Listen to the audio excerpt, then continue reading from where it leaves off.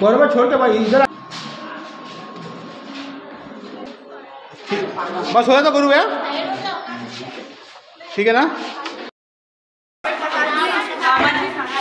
दामन साहब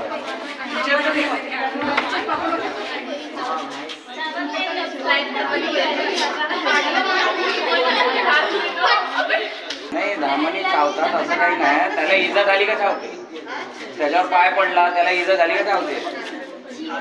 चले हा नॉन वेनम होता. चलो गौरव भैया चल भैया.